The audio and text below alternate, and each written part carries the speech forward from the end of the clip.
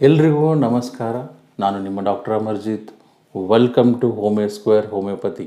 ಯಂಗ್ಸ್ಟರ್ಸ್ಗಳಲ್ಲಿ ಅಂದರೆ ಈ 20 ವಯಸ್ಸಿನಿಂದ 40 ವಯಸ್ಸಿನವರೆಗೆ ಈ ಟೆಸ್ಟಿಕಲ್ಸ್ ಭಾಗದಲ್ಲಿ ನೋವಾಗಲಿ ಅಥವಾ ಅಲ್ಲಿ ಸೆಳೆತ ಆಗಲಿ, ಅಲ್ಲಿ ಏನಾದರೂ ಊತ ಕಂಡು ಬರೋದು ಅಥವಾ ಅವರ ಈ ಸೆಕ್ಶುವಲಿ ಎರೆಕ್ಷನ್ಸ್ ಆಗಬಹುದು, ಅದರಲ್ಲಿ ಕಡಿಮೆ ಕಾಣಬಹುದು ಅಥವಾ ಪ್ರೀಮೆಚೂರ್ ಎಜಾಕ್ಯುಲೇಷನ್ಸ್.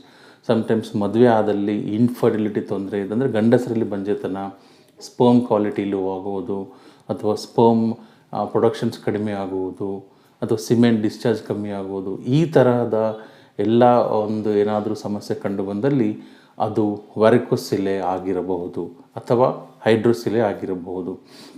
ಸೊ ಬನ್ನಿ ನಾವು ಇವತ್ತು ವ್ಯಾರಿಕೋಸಿಲ್ ಬಗ್ಗೆ ತಿಳಿದುಕೊಳ್ಳೋಣ. ಹೈಡ್ರೋಸಿಲ್ ಬಗ್ಗೆಯೂ ಕೂಡ ನಾನು ನಿಮಗೆ ನೆಕ್ಸ್ಟ್ ಮುಂದಿನ ಒಂದು ವಿಡಿಯೋದಲ್ಲಿ ನಾನು ತಿಳಿಸ್ಕೊಡ್ತೇನೆ. ಇವತ್ತು ನಾವು ವ್ಯಾರಿಕೋಸಿಲ್ ಬಗ್ಗೆ ಡಿಸ್ಕಸ್ ಮಾಡೋಣ.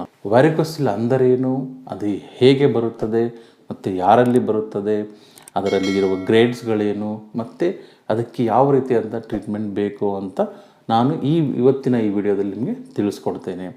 ಸೊ ವ್ಯಾರಿಕೋಸಿಲ್, ಮೊಟ್ಟ ಮೊದಲನೇದಾಗಿ ವ್ಯಾರಿಕೋಸಿಲ್ ಬಗ್ಗೆ ಅರ್ಥ ಮಾಡಿಕೊಳ್ಬೇಕು ಅಂತಂದರೆ ಈ ವೆಯ್ನ್ ಮತ್ತು ಆರ್ಟ್ರಿ ಬಗ್ಗೆ ಡಿಫ್ರೆನ್ಷಿಯೇಟ್ ನಮಗೆ ಗೊತ್ತಾಗಬೇಕು. ಅಂದರೆ ನಮ್ಮ ಶರೀರದ ಎಲ್ಲ ಭಾಗದಲ್ಲಿ ಆರ್ಟ್ರೀಸ್ ಮತ್ತು ವೇನ್ ಇದ್ದಿರುತ್ತದೆ. ಆರ್ಟ್ರೀಸ್ ಅಂದರೆ ಆಕ್ಸಿಜನೇಟೆಡ್ ಬ್ಲಡ್, ಅಂದರೆ ಹಾರ್ಟ್ ನಮ್ಮ ಬ್ಲಡ್ಡನ್ನು ಮುನ್ಸಂಚಲನೆಯಾಗಿ ಎಲ್ಲ ಆರ್ಗನ್ಗಳಿಗೂ ಸ್ಪ್ರೆಡ್ ಮಾಡುತ್ತದೆ, ಅಂದರೆ ಸಪ್ಲೈ ಮಾಡುತ್ತದೆ.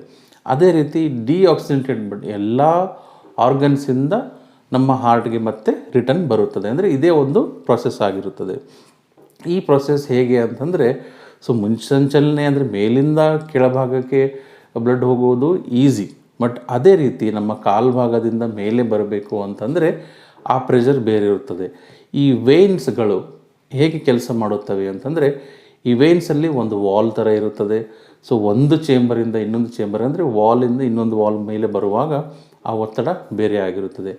ಆ ಒಂದು ಒತ್ತಡ ಮೇಲೆ ಬರುವಾಗ ಗುರುತ್ವಾಕರ್ಷಣ ಶಕ್ತಿಯಿಂದ ಇರಬಹುದು ಅಥವಾ ಕಂಟಿನ್ಯೂಸ್ ನಿಂತ್ಕೊಂಡು ಇರಬಹುದು, ಏನಾಗುತ್ತೆ ಅಂದರೆ ಬ್ಲಡ್ ಹಿಂಸಂಚಲನೆ ಮತ್ತೆ ಶುರು ಆಗುತ್ತದೆ. ಆವಾಗ ಆ ವೇನ್ ಅಲ್ಲಿ ಇನ್ನೊಂದು ದಾರಿ ಮಾಡಿಕೊಳ್ಳುತ್ತದೆ.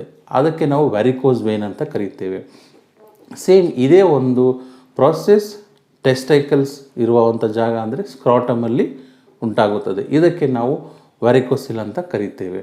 ಈ ವ್ಯಾರಿಕೋಸಿಲ್ ಅಂತಂದರೆ ಈ ಟೆಸ್ಟೈಕಲ್ಸ್ ಭಾಗದ ಇರುವಂಥ ಒಂದು ಚೀಲ, ಅದು ಎಲ್ಲಿರುತ್ತೆ ಆ ಚೀಲಕ್ಕೆ ನಾವು ಸ್ಕ್ರಾಟಮ್ ಅಂತ ಕರಿತೇವೆ. ಆ ಸ್ಕ್ರಾಟಮ್ ಮೇಲೆ ವಾಸ ಡಿಫ್ರೆನ್ಸ್ ಇರುವಂಥ ಕನೆಕ್ಟಿವಿಟಿಗೆ ನಾವು ಸ್ಪರ್ಮ್ ಪ್ರೊಡಕ್ಷನ್ಸ್, ಅದು ಪ್ರೋಸ್ಟೇಟ್ ಗ್ಲ್ಯಾಂಡಿಂದಾಗಿ ಸ್ಪರ್ಮ್ ಆಚೆ ಬರುತ್ತದೆ ಯುರೆತ್ರ ಮೂಲಕ.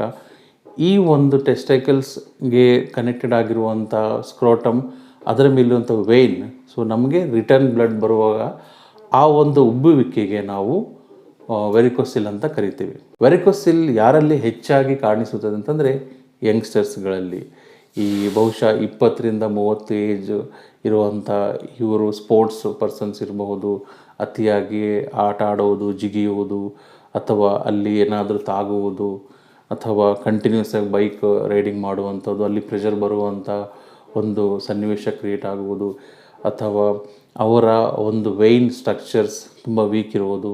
ಸ್ಪೆಷಲಿ ಈ ರಕ್ತನಾಳ ಏನಿರುತ್ತದೆ ವೇನ್, ಆ ವೇನ್ ವಾಲ್ ಫಂಕ್ಷನಿಂಗ್ ಕೂಡ ಕಡಿಮೆ ಆದಾಗ ಕೂಡ ಈ ರೀತಿ ಉಬ್ಬುವಿಕೆ ಕಾಣಬಹುದು. ಇಂಥ ವ್ಯಕ್ತಿಗಳಲ್ಲಿ ವ್ಯಾರಿಕೋಸಿಲ್ ಹೆಚ್ಚಾಗಿ ಕಾಣಿಸಿಕೊಳ್ಳುತ್ತದೆ. ಮತ್ತು ಕೆಲವೊಂದು ಸಾರಿ ನಮ್ಮ ಹ್ಯಾಬಿಟ್ಸ್ಗಳು ಕಂಟಿನ್ಯೂಸ್ ಆಗಿ ಅತಿಯಾಗಿ ಈ ಕೆಟ್ಟ ಚಟಗಳನ್ನು, ಸ್ಮೋಕಿಂಗ್ ಆಗಲಿ, ಆಲ್ಕೋಹಾಲ್ ಆಗಲಿ, ಅಥವಾ ಕೆಲವೊಂದು ಸಾರಿ ಅತಿಯಾಗಿ ಈ ಕೆಲವೊಂದು ಮೆಡಿಸಿನ್ಸ್ಗಳ ದುರ್ಬಳಕೆ ಮಾಡಿದಾಗ ಕೂಡ ಅವರಲ್ಲಿ ಕೂಡ ಈ ಸಮಸ್ಯೆ ಜಾಸ್ತಿ ಕಾಣಿಸಬಹುದು.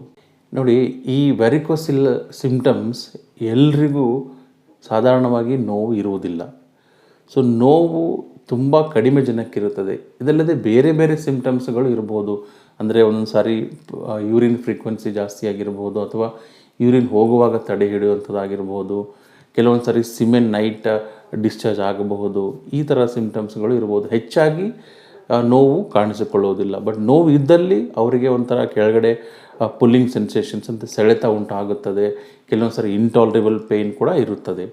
ಇದಲ್ಲದೆ ಎರೆಕ್ಷನಲ್ಲಿ ತೊಂದರೆ ಆಗುವಂಥದ್ದು, ಇದಲ್ಲದೆ ಪ್ರೀಮೆಚೂರ್ ಎಜಾಕ್ಯುಲೇಷನ್ಸ್ ಅಂದರೆ ಶೀಘ್ರ ಸ್ಖಲನ ಆಗುವಂಥದ್ದು, ಇದಲ್ಲದೆ ಕೆಲವೊಂದು ಸಾರಿ ಈ ಮದುವೆ ಆಗಿರ್ತಾರೆ, ಮದುವೆ ಆದಮೇಲೆ 1 ವರ್ಷ 2 ವರ್ಷ ಆದ್ರೂ ಮಕ್ಕಳಾಗದೇ ಇರುವಂಥದ್ದು.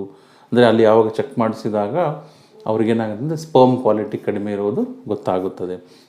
ಇದಲ್ಲದೆ ಈ ಒಂದು ಸಿಮ್ಟಮ್ಸ್ ಬಗ್ಗೆ ಪತ್ತೆ ಹಚ್ಚಬೇಕು ಅಂತಂದರೆ ಡೈರೆಕ್ಟಾಗಿ ಆ ಫಿಸಿಷಿಯನ್ಸ್ ಅವರ ಎಕ್ಸಾಮಿನೇಷನ್ ಕೂಡ ಗೊತ್ತಾಗುತ್ತದೆ. ಅದಕ್ಕೆ ನಾವು ಏನಂತೀವಿ ಅಂದರೆ ಈ ವ್ಯಾರಿಕೋಸಿಲ್ನಲ್ಲಿರುವಂಥ ಗ್ರೇಡ್ಸ್ಗಳು, ಈ ಗ್ರೇಡ್ಸ್ಗಳು ನಾವು 1, 2, 3 ಅಂತ ವಿಭಜನೆ ಮಾಡಿದ್ದೇವೆ. ಅದರಲ್ಲಿ ಏನಂದರೆ grade 1. So first of all grade 1ಅಲ್ಲಿ ಅಂತಂದರೆ patient itself they can feel, ಅಂದರೆ ಅವರಿಗೆ ಮಾತ್ರ ಗೊತ್ತಾಗೋದು. ನೋವು ಇರಬಹುದು ಅಥವಾ ಒಂಥರದ ಅಲ್ಲಿ ಉಬ್ಬುವಿಕೆ ಅಥವಾ ಮುಟ್ಟಿದಾಗ ಅದು ಕಾಣುವುದಿಲ್ಲ, ಬರೀ ಅವರಿಗೆ ನೋವು ಇರೋದು ಕಾಣಿಸ್ಬೋದು ಗ್ರೇಡ್ 1ಅಲ್ಲಿ. ಆಮೇಲೆ ಕೆಲವೊಂದು ಸಿಮ್ಟಮ್ಸ್ಗಳು ಎರೆಕ್ಷನ್ಸ್ನಲ್ಲಿ ಡಿಸ್ಟರ್ಬೆನ್ಸ್ ಇರ್ಬೋದು ಅಥವಾ ಶೀಘ್ರಸ್ಖಲನದ ಸಮಸ್ಯೆ ಉಂಟಾಗುವುದು ಕಾಣಬಹುದು. ಅದೇ ಗ್ರೇಡ್ 2 ಬಂದಾಗ ಎಕ್ಸಾಮಿನೇಷನ್ಸ್ ಮಾಡುವವರು ಅಂದರೆ ಡಾಕ್ಟರ್ಸ್ ಏನಾಗುತ್ತೆ ಅಂದರೆ ಅಲ್ಲಿ ಮುಟ್ಟಿದಾಗ ಅವರಿಗೆ ಪಾಲ್ಪಿಟೇಷನ್ಸ್ ಕಾಣಿಸೋದು ಅಥವಾ ಸ್ವೆಲ್ಲಿಂಗನ್ನು ಅಬ್ಸರ್ವ್ ಮಾಡುವಂಥದ್ದು, ವೇನ್ಗಳು ಟಾರ್ಷಿಯಸ್ ಆಗಿ ಕಾಣಿಸಬಹುದು. ಅದಲ್ಲದೆ ಪೇಷಂಟ್ಗೆ ನೋವು ಉಂಟಾಗಬಹುದು, ನೋವು ಕಾಣಿಸಬಹುದು, ಟಚ್ ಮಾಡಿದಾಗ ಕೂಡ ನೋವು ಉಂಟಾಗಬಹುದು. ಸಹಜವಾಗಿ ಏನಾಗುತ್ತೆ ಅಂದರೆ ನಾವು ಡೈರೆಕ್ಟ್ ಎಕ್ಸಾಮಿನೇಷನ್ಸ್ ಮಾಡಿದಾಗ ಲೆಫ್ಟ್ ರೈಟ್ ಸ್ವಲ್ಪ ಇಂಬ್ಯಾಲೆನ್ಸ್ ಆಗಿರುತ್ತದೆ, ಅದು ನಾರ್ಮಲ್ ಆಗಿರುವಂಥದ್ದು. ಅದೇ ಈ ವ್ಯಾರಿಕೋಸಿಲ್ ಆದಾಗ ಅದು ನಾರ್ಮಲ್ಗಿಂತ ಹೆಚ್ಚು ಸೈಜ್ ಕಾಣುತ್ತದೆ. ಗ್ರೇಡ್ 3 ಬಂದಾಗ ಈ ಎಲ್ಲ ಸಿಮ್ಟಮ್ಸ್ಗಳು ಪೇಷಂಟು ಕೂಡ ಫೀಲ್ ಮಾಡಬಹುದು, ಆಮೇಲೆ ಡಾಕ್ಟರ್ ಕೂಡ ಎಕ್ಸಾಮಿನೇಷನ್ ಮಾಡಿದಾಗ ಆ ಸ್ವೆಲ್ಲಿಂಗ್ ಸೈಜ್ ಅತಿಯಾಗಿ ಕೂಡ ಕಾಣಿಸಬಹುದು. ಇದು ಗ್ರೇಡ್ 3 ಆಗಿರುತ್ತದೆ. ಆವಾಗ ಸಿಮ್ಟಮ್ಸ್ಗಳ ಒಂದು ಇಂಟೆನ್ಸಿಟಿ ಕೂಡ ಜಾಸ್ತಿ ಆಗಿರುತ್ತದೆ. ಇದನ್ನೆಲ್ಲ ಕನ್ಫರ್ಮೇಷನ್ ಮಾಡಬೇಕು ಅಂತಂದರೆ ಕೆಲವೊಂದು ಪರೀಕ್ಷೆಗಳು ಮಾಡಬೇಕು. ಆ ಯಾವುದು ಟೆಸ್ಟ್ಗಳು ಅಂತಂದರೆ ultrasonography of scrotum reasons, pelvic reasons ಅಂತ ಹೇಳಬಹುದು.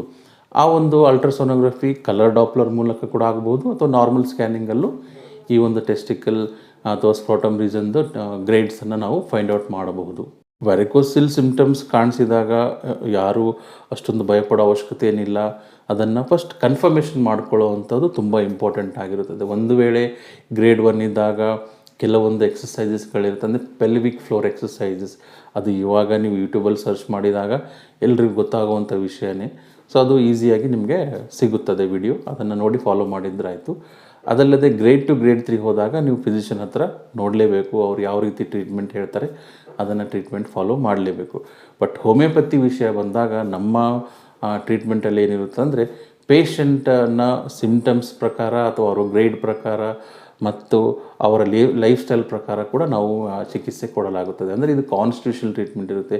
ಇಲ್ಲಿ ಯಾವುದೇ ರೀತಿಯಿಂದ ಶಸ್ತ್ರಚಿಕಿತ್ಸೆ ಆಗಲಿ ಅಥವಾ ಅಂದರೆ ಸರ್ಜರಿ ಆಗಲಿ ಅಥವಾ ಇಂಜೆಕ್ಷನ್ಸ್ ಆಗಲಿ ಆ್ಯಂಟಿಬಯೋಟಿಕ್ಸ್ ಆಗಲಿ ಆ ರೀತಿಯಾದ ಟ್ರೀಟ್ಮೆಂಟ್ ಇರಲ್ಲ. ಇಲ್ಲಿ ಸಂಪೂರ್ಣವಾಗಿ ಕ್ಯೂರ್ ಮಾಡುವಂಥ ಕಾನ್ಸ್ಟಿಟ್ಯೂಷನಲ್ ಟ್ರೀಟ್ಮೆಂಟ್ ಇರುತ್ತದೆ.